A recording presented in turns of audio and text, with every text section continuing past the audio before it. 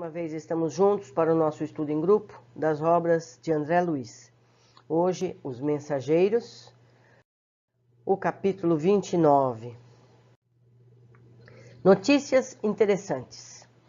Em vista de apresentação mais íntima de Aniceto, que deixara as jovens em nossa companhia, entramos a conversar animadamente com Cecília e Aldonina. A primeira tinha sido filha dos Bacelar, quando na crosta. A segunda era sobrinha do chefe da família, que aguardava a volta da mãezinha para a organização de um lar na cidade próxima. Ambas demonstravam magnífico desenvolvimento mental, robusta inteligência e notável capacidade de expressão. Enquanto os nossos maiores se conservavam afastados, cogitando de assunto privado, Vicente e eu ouvíamos as jovens encantados com a sua nobreza e vivacidade. Verificava que o quadro era idêntico à paisagem social na Terra, apenas diferindo quanto aos sentimentos reais. Não havia qualquer nota de falsa apresentação. Em tudo há a alegria pura, a simplicidade fiel, a sinceridade sem mácula. No desenvolvimento espontâneo da palestra, falou Cecília com graça. Estou trabalhando há muito para alcançar um prêmio de visita a nosso lar. Minhas superioras prometeram-me semelhante satisfação para o próximo ano. E sorrindo rematou expressivamente. Entretanto, para consegui-lo, tenho que atender a umas tantas obrigações importantes. Pois que? Perguntou Vicente admirado. É preciso tanto? Sem dúvida, tornou a jovem bem-humorada. O meu amigo talvez não esteja convencido quanto ao brilho de sua atual posição.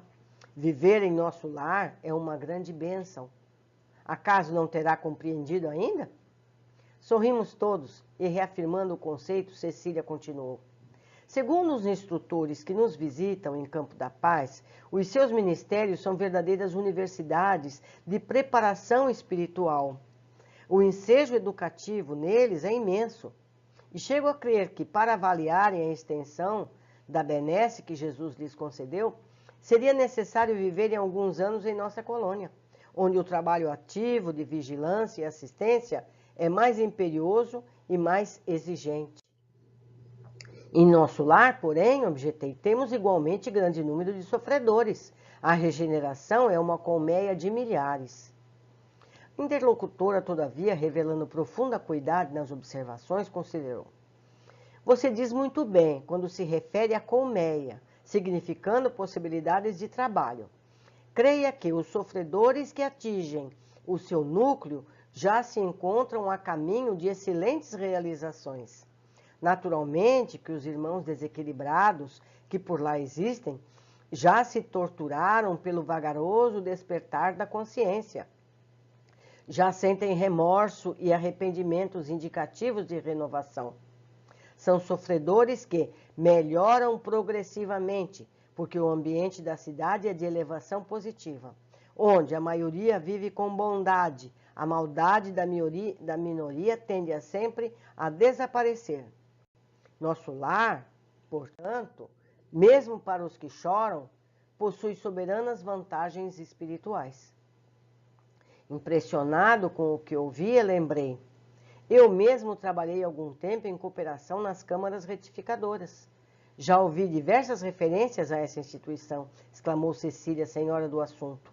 Mas, baseando-me nos informes de mentores amigos, continuo a manter a minha opinião. E como já se conhecesse nossos processos de serviço, asseverou sorridente. Vocês conhecem lá muitos espíritos sofredores, mas em Campo da Paz conhecemos muitos espíritos obsessores. Lá poderá existir muita gente que ainda chora, mas em nosso meio há gente que se revolta. É mais fácil remediar o que geme que atender ao revoltado. Vejam quanto ensinamento tem somente nessa linha. É mais fácil remediar, ou seja, dar atendimento, cuidar, ajudar ao que geme, do que atender ao revoltado. Porque o revoltado a gente precisa primeiro deixar de ser revoltado.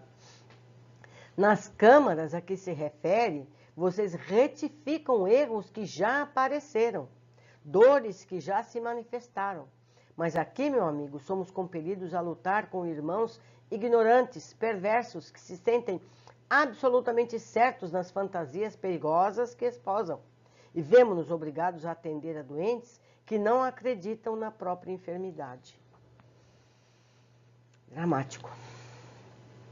Começava a entender a lógica daquela argumentação e, reconhecendo a impossibilidade de qualquer contradita, a jovem continuou segura de si. Aliás, é natural que assim seja. Estamos a pouca distância dos homens, nossos irmãos na carne, e sabemos que na crosta a situação não é diferente. Quantos materialistas se fantasiam por lá de filósofos? Quantos demônios com capa de santos? Quanta má fé a fingir generosidade e boas intenções? A influência da humanidade encarnada em nosso núcleo de serviço é vigorosa e inevitável. Vicente, que ouvia atencioso, obtemperou. Deduzo que tudo isso, manifestações sacrificais muito grandes, mas o trabalho em campo da paz deve ser altamente meritório. Incontestavelmente, respondeu a jovem. A história da fundação é interessante. Alguns benfeitores, reconhecidos a Jesus, resolveram organizar, em nome dele, uma colônia em plena região inferior, que funcionasse como instituto de socorro imediato aos que são surpreendidos na crosta com a morte física, em estado de ignorância ou culpas dolorosas. O projeto mereceu a bênção do Senhor e o núcleo se criou há mais de 2 séculos. Estamos espantados com tanta informação. Nem todos os espíritos envolvidos, no entanto, estimam o serviço nesse órgão de assistência constante. A maioria dos missionários vitoriosos, ao se ausentarem da terra, necessitam refazer energias, por direito natural do trabalhador fiel. E os mentores de nobre posição hierárquica têm seus programas de serviços que não devem quebrar em obediência aos desígnios do Senhor. Desse modo, nosso serviço é ativo, mas nossas aquisições são lentas e devemos sempre esperar por cooperadores que se eduquem na própria colônia, em benefício geral. Ganha-se excelente compensação. Temos direito a grandes valores intercessórios, mas por isso mesmo, nossas responsabilidades não são pequenas. Conhecendo a utilidade dos que se servem em nossa colônia, não passamos nunca sem instrutores abnegados que procedem da zona superior, alentando-nos o bom ânimo. O que pedimos, com fundamentação legítima, nunca é negado. E se tarda o recurso, beneméritos orientadores de nossas atividades prestam explicações que nos libertam de qualquer angústia nem espera. Por isso, nosso grupo está sempre coeso e muitos preferem adiar certas realizações sublimes para permanecer ao lado de companheiros antigos, aos quais se unem com desvelado amor. Os esclarecimentos da jovem encantavam-me. Naquelas poucas palavras, em todo um resumo de lições sobre o sacrifício e o merecimento, o compromisso fraterno e a solidariedade compensadora. A família sempre viveu lá? Perguntei com interesse. A jovem sorriu e explicou. Meu pai, há mais de 50 anos, foi socorrido pelos benfeitores de Campo da Paz. E, restabelecida a saúde espiritual, fixou-se na colônia com razoável impulso de amizade e gratidão. Mais tarde, minha mãe reuniu-se a ele, e faz precisamente 20 anos. Aldonina e eu fomos atraídos amorosamente por ambos, a fim de continuarmos ali no santuário familiar. Desse modo, trabalhamos ao lado deles desde a primeira hora. E tem muitos programas para o futuro? Indaguei. Cecília fez um gesto que lhe caracterizava o coração de moça sonhadora, redarquiu. Tenho muitos projetos e problemas a resolver, mas estou aguardando a chegada de alguém que ainda se encontra na Terra. Olha, essa lição eu teria que marcar de amarelo completamente. São muitas as informações. Vocês viram como a família foi se acomodando por atração? Primeiro ele, depois a esposa, depois as meninas. Isso acontece com nós todos. Vamos ver as observações que eu fiz antes.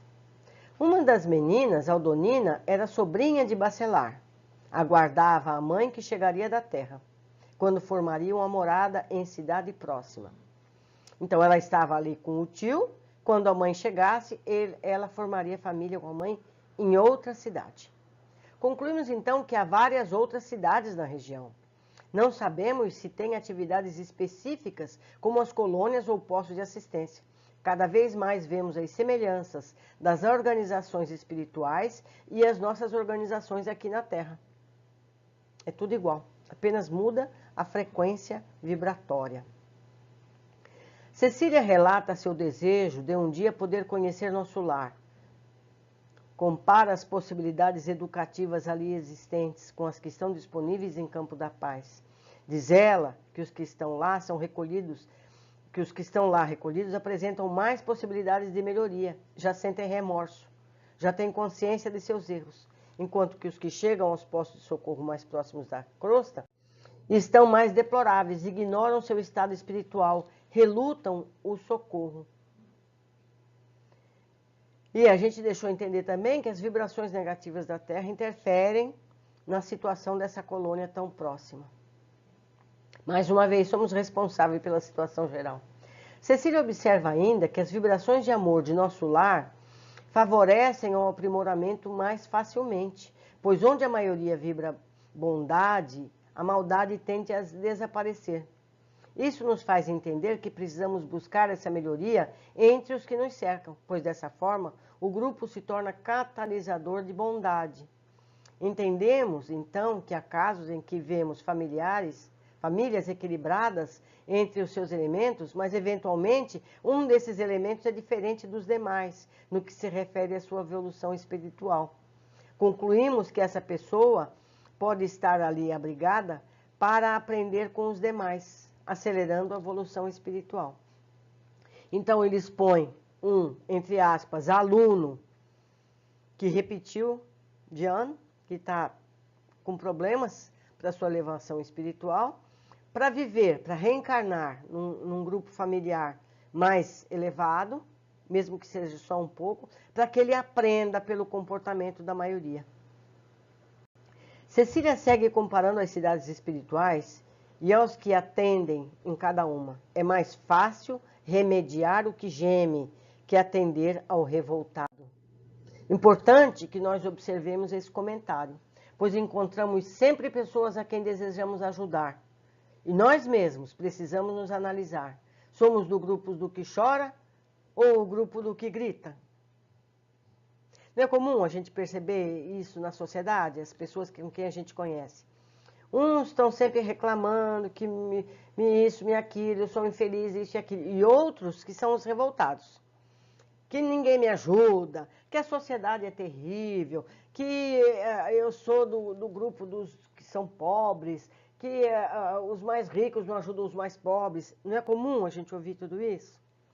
Então a gente tem que prestar atenção nesses grupos, ver onde a gente se encaixa e procurar melhorar cada dia. É o único caminho. Como sempre, eu tenho certeza que eu deixei muita coisa para trás e eu conto com vocês para me ajudarem. Um grande abraço, até o nosso próximo encontro.